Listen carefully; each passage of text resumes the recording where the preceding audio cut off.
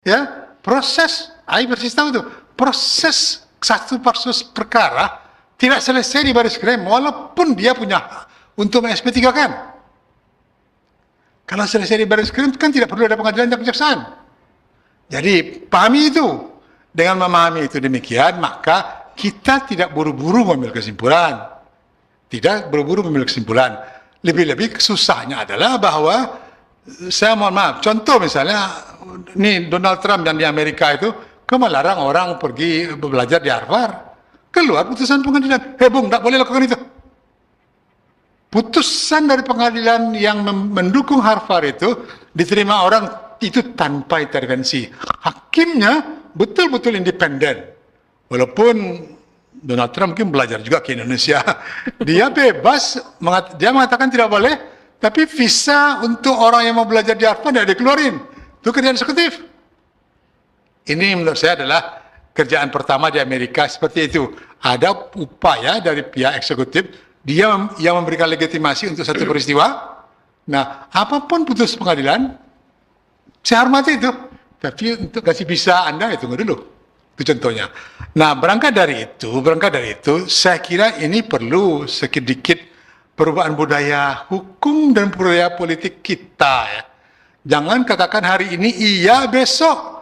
Kalau bahasa saya adalah fakta sun terpandang itu hari ini iya, besok iya, lusa iya, lusa setelah itu tidak, hanya boleh terjadi kalau terjadi perubahan fundamental namanya.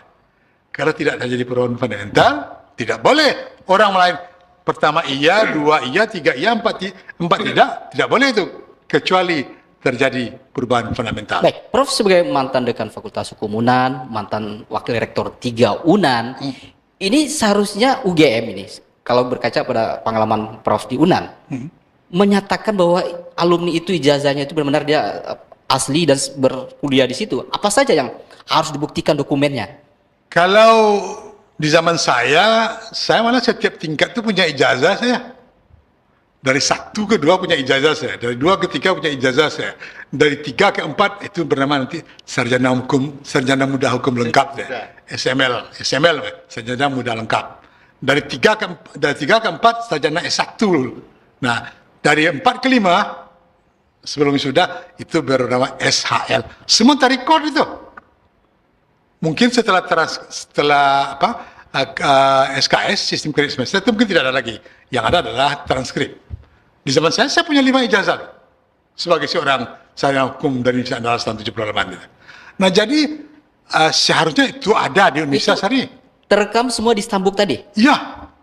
Seperti saya katakan tadi, saya bisa melihat begini contohnya, saya masih ingat betul persis deh. Dari tingkat 4 ke tingkat 5 itu ada 12 mata kuliah. Saya lulus 11. Tinggal cie. Nah, kawan saya terbalik itu. Dari 12 mata kuliah, dia lulus 1. Dia duluan dari saya. Karena yang lain itu bisa selesai. Saya yang 1 ini betul-betul jadi sandungan bagi saya. Seperti yang saya katakan tadi, entah ke 6, entah ke 7. Saya pernah bercerita sama Suharizal itu.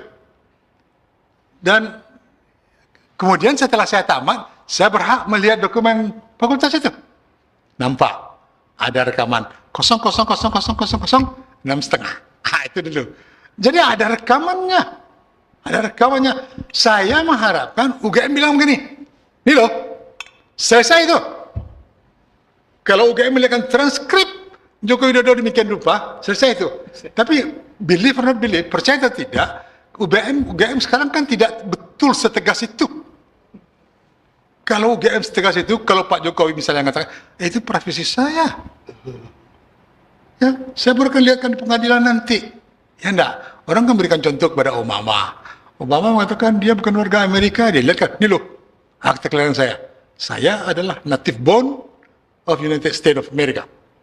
Ada akta kelahiran. Clear. Nah, saya tidak tahu nih, mungkin ada trik-trik politik tertentu. Baik, Prof. Ini selain Stambuk tadi, biasanya ijazah asli lulusan ada juga di fakultas masing-masing. Saya tidak begitu percaya untuk di zaman saya. Ya, setidaknya hampir sama satu untuk masalah dengan Pak Jokowi. Angkatan yang lebih muda seperti Dr. Suharizal, itu biasanya ada. Duplikatnya pasti ada di Universitas Andalas. Pasti ada itu. Nah, itu tidak boleh mesti dirawat oleh undang sedemikian rupa. Kalau undang-undang kearsipan kita kan 20 tahun. Tapi saya tidak tahu ijazah itu berapa lama. Seharusnya itu jadi arsip dari universitas.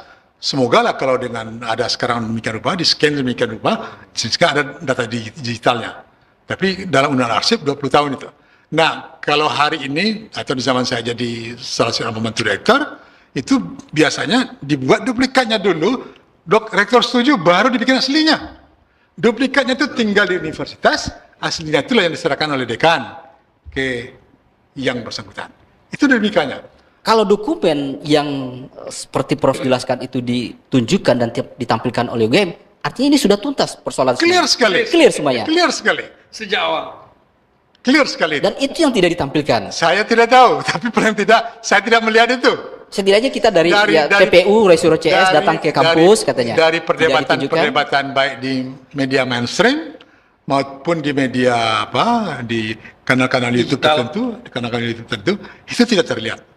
Itu yang jadi perdebatan sebenarnya. Jadi, sehingga wajar publik ragu jadinya juga terhadap ketegasan TPU ini. Orang bertanya. Bertanya. Hak orang itu. Jabatan presiden itu kan bukan main-main. Kalau dia camat, ijazahnya palsu, sudah dipecat dari Pak Wali kan. Selesai itu. Ya enggak. Tapi ini enggak ada lagi di atas itu. Enggak ada lagi di atas itu. Jadi oleh karena itu, makanya konsen orang sedemikian rupa. Jangan salahkan siapa-siapa. Kalau ada yang mencoba seperti orang main kartu, naruh kartu demikian rupa sehingga permainan itu mungkin seru kan? Bolehlah itu. Sehingga ada yang mengatakan ini dengan soal dinamika ijazah palsu Pak Jokowi ini, beliau tetap saja disorot oleh media mainstream sehingga beliau tidak dilupakan orang gitu. Teman-teman, kembali lagi bersama saya di channel video ini yang sudah kita lihat ini. Nah, kita dukung Pak Rosyuryo CS, seluruh rakyat Indonesia mendukung untuk mengusut tuntas ijazah Jokowi, dan kami yakin ijazah Jokowi 1.000.000% palsu. Kalau paksakan kehendak, artinya Nepal sudah dekat tahu. Jangan sampai hilang kesabaran rakyat. Inilah karena Jokowi yang rakus kekuasaan untuk dinasti dan kroninya termul-termul. Dari sikap Jokowi yang tidak mau menunjukkan dan memperlihatkan ijazahnya saja, publik sudah bisa menilai jika ijazahnya benar-benar palsu. Kalau ditunjukkan ternyata palsu, berarti Gibran bisa juga dimakzulkan.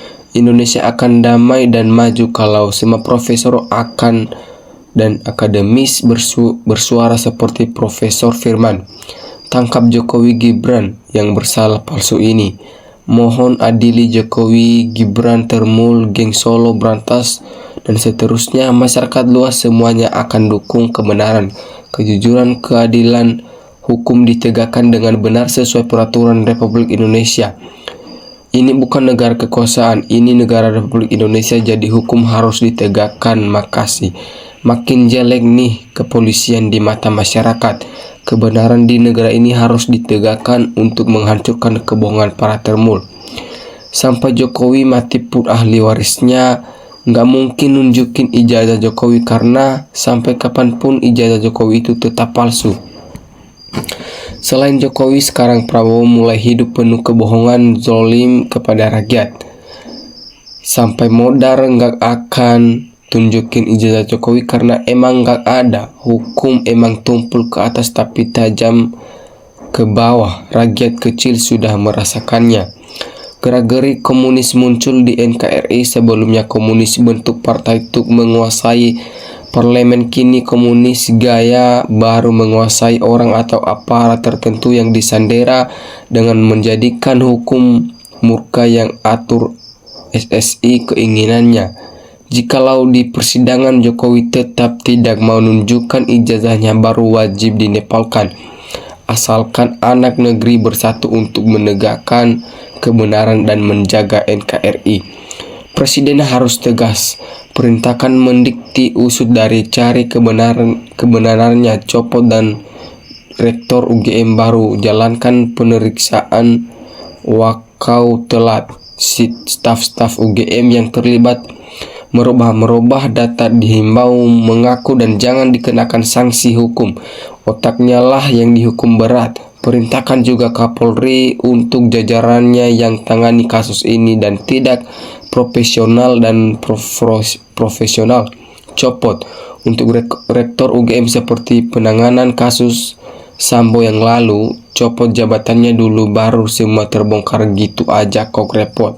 Polri sudahlah, Andat itu sudah jelek marwahnya, rubahlah dengan yang baik adil. KPD rakyat bukan KPD penguasa. Ayo mumpung masih ada waktu, belalah rakyat, jangan rakus. Dunia itu tidak abadi, emat namamu. Tunjukkan ijazah S1 asli Jokowi, tunjukkan ijazah sama Gibran juga.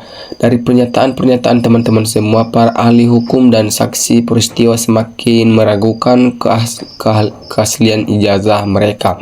Tidak usah dicabut Jokowi, biar nanti Jokowi yang diseret karena memang tidak ada ijazah UGM asli Jokowi.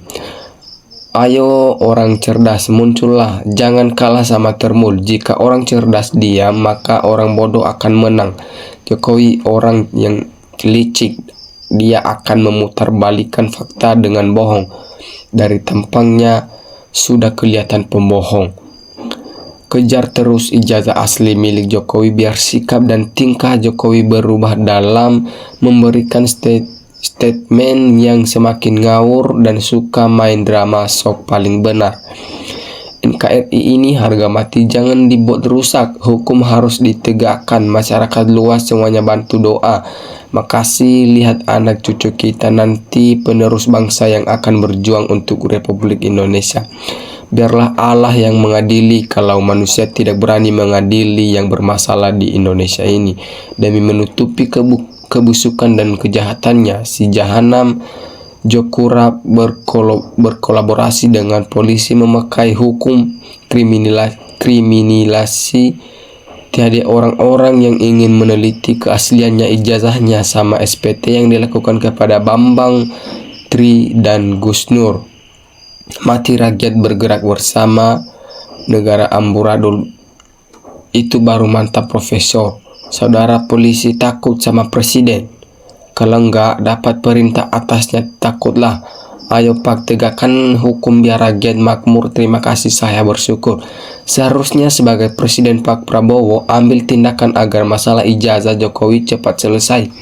Tidak terjadi kegaduhan berlarut-larut di masyarakat. Masak masalah yang sebenarnya remeh-remeh berlarut-larut sampai 2 tahun dengan tidak beraninya Jokowi menunjukkan ijazah aslinya. Dengan jangan salahkan rakyat menjadi curiga kalau ijazah memang palsu.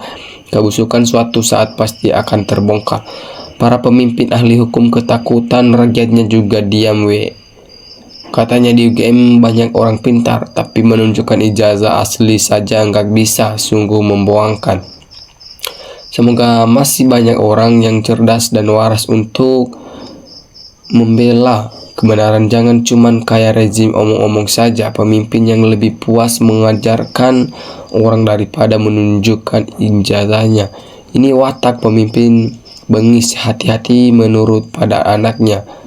Datang siapakan uang, tersangkakan hukum bicara uang.